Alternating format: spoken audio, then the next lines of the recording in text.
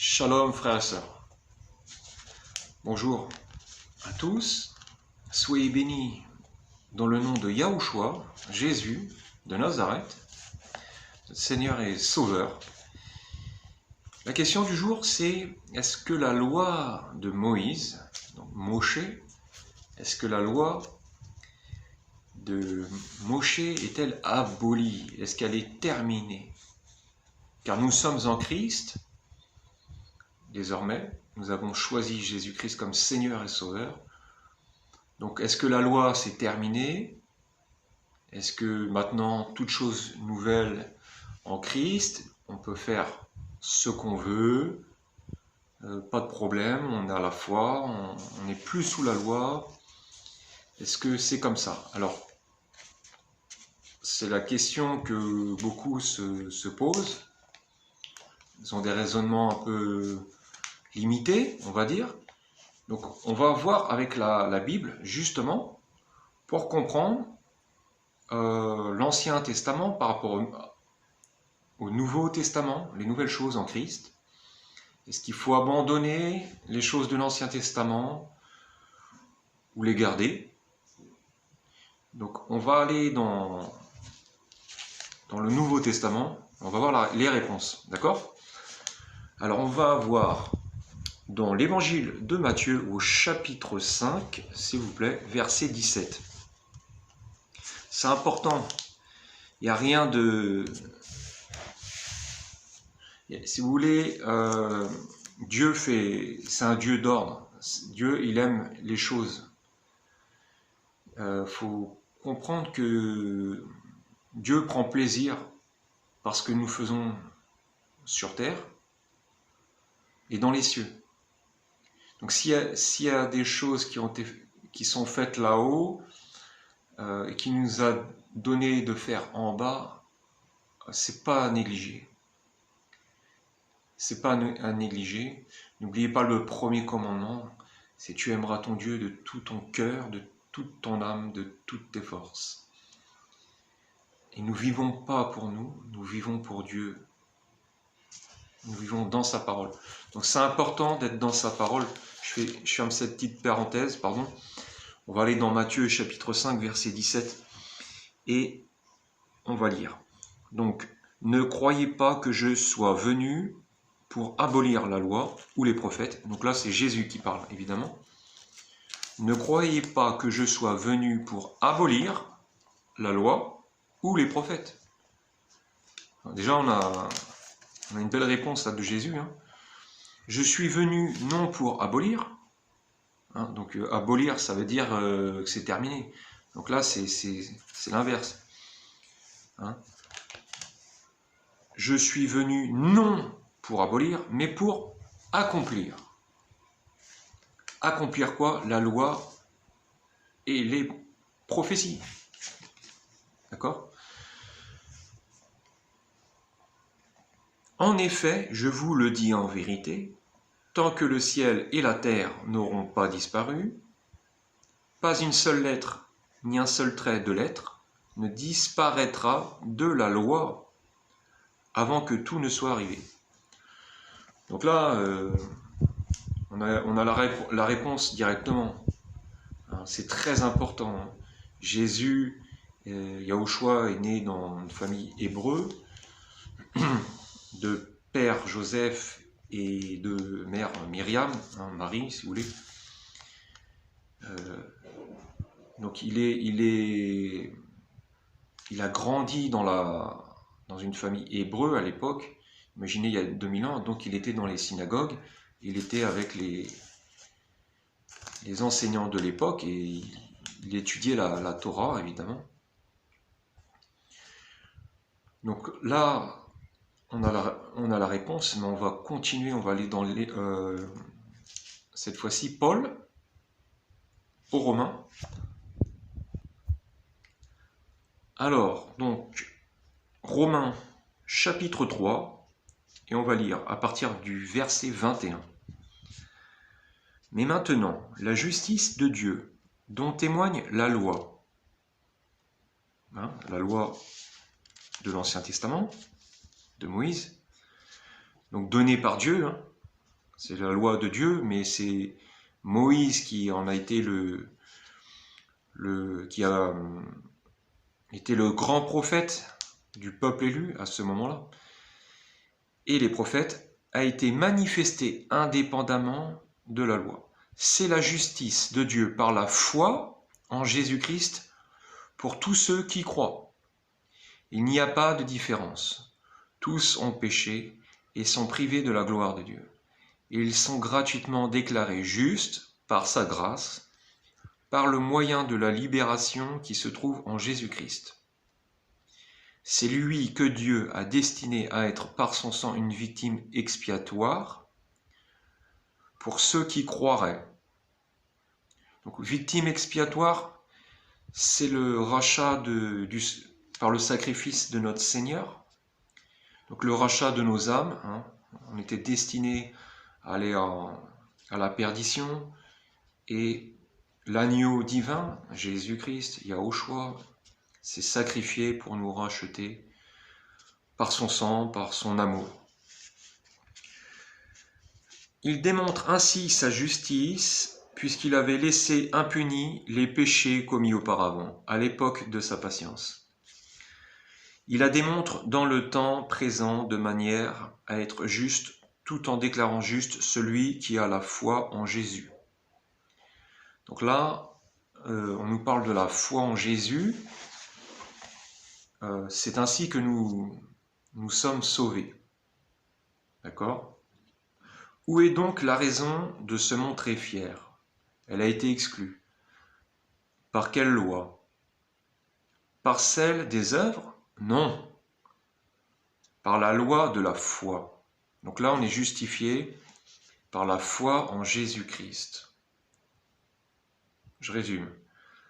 En effet, nous estimons que l'homme est déclaré juste par la foi, voilà, indépendamment des œuvres de la loi.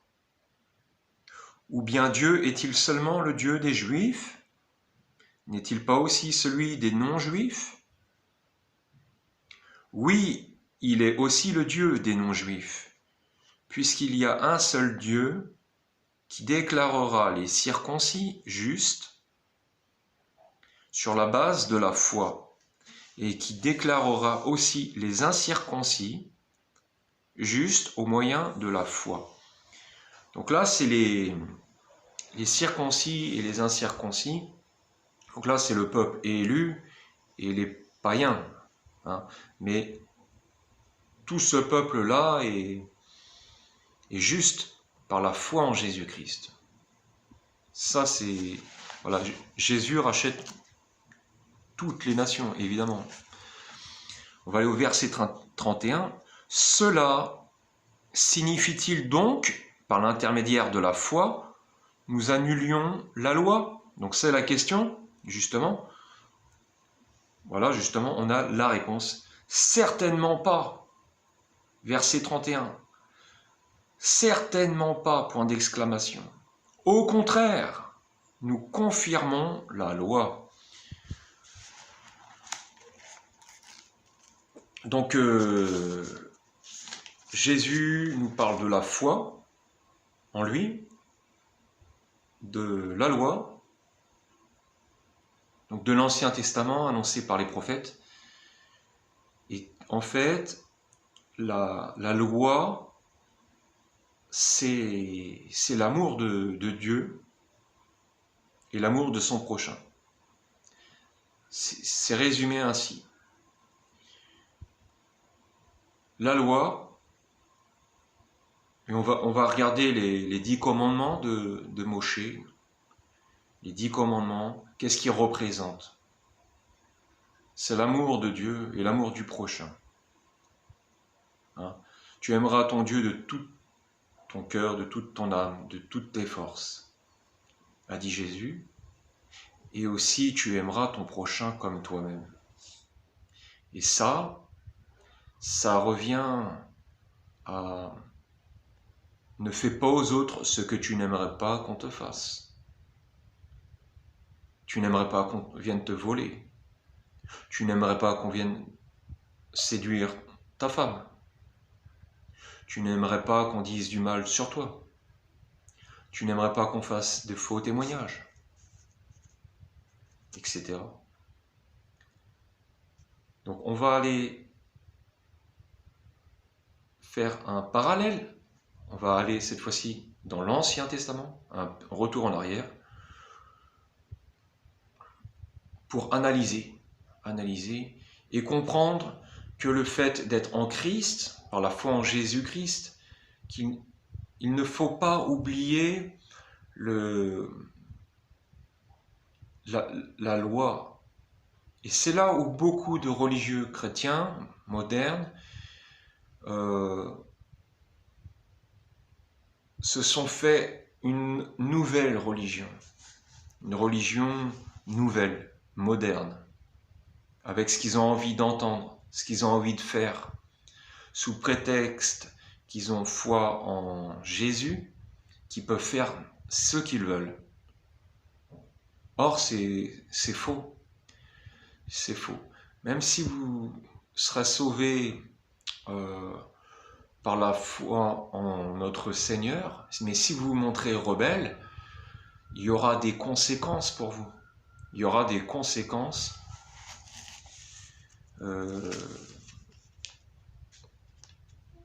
Voilà, donc Dieu jugera, mais je vous préviens, c'est pas, moi je ne suis personne pour juger, mais il y aura des conséquences.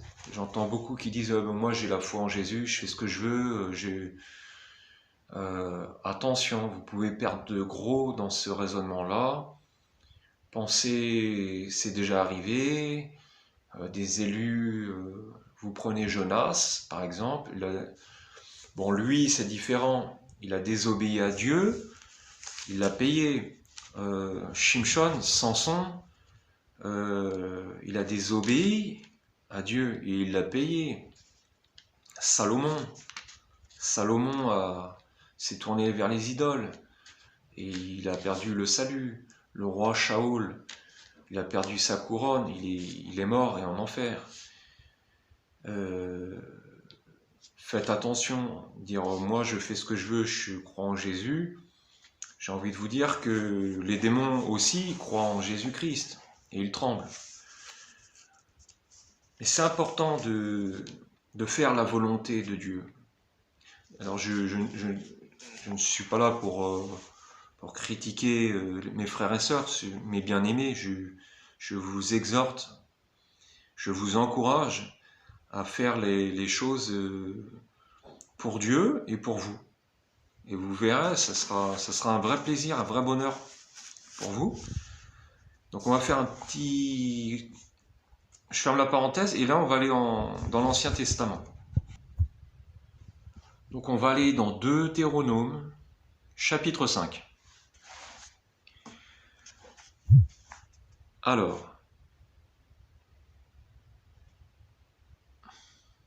je suis, donc verset 6, je suis l'Éternel, ton Dieu, qui t'ai fait sortir d'Égypte, de la maison d'esclavage.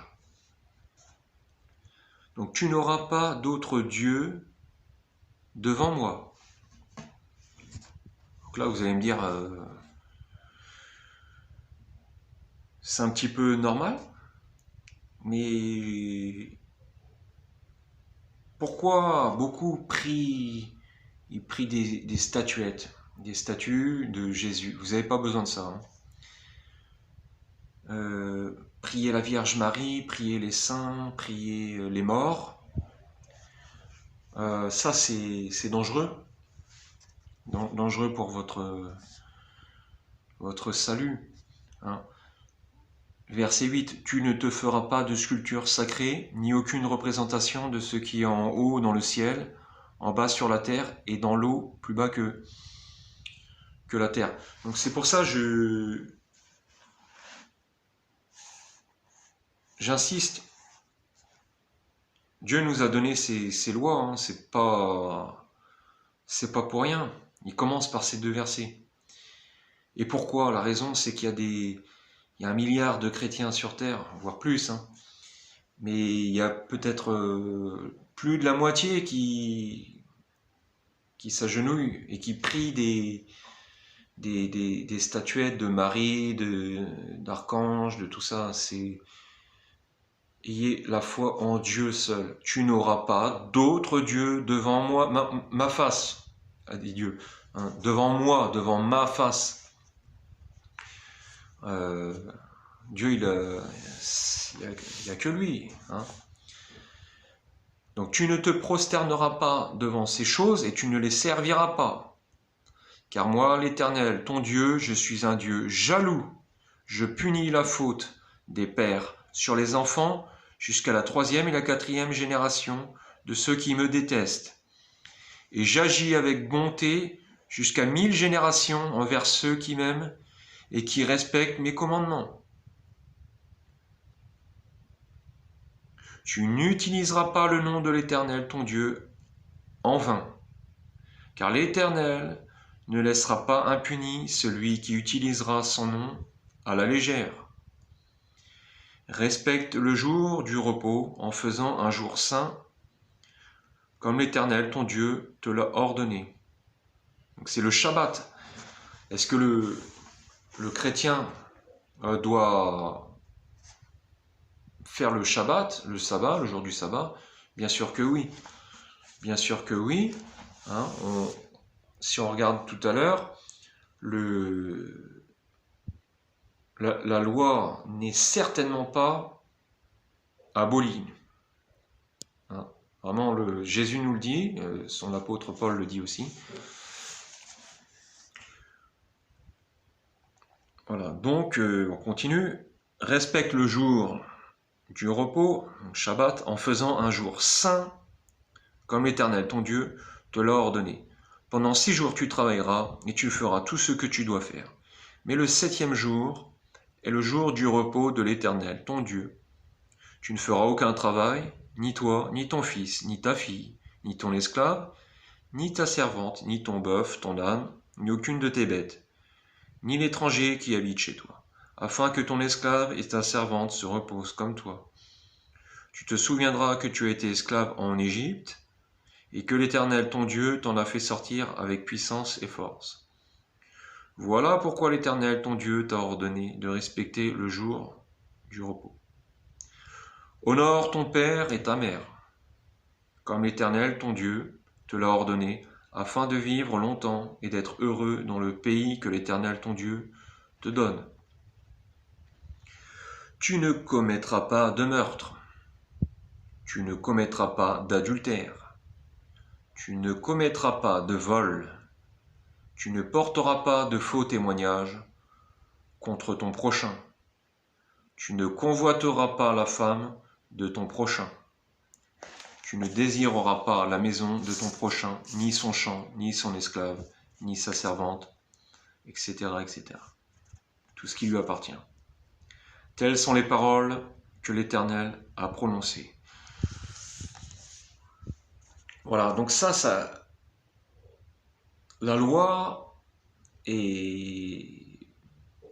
représente vraiment l'adoration pour Dieu et l'amour de son prochain, le respect. Le respect, c'est très important. Ayez ça en vous. C'est ça la vraie religion.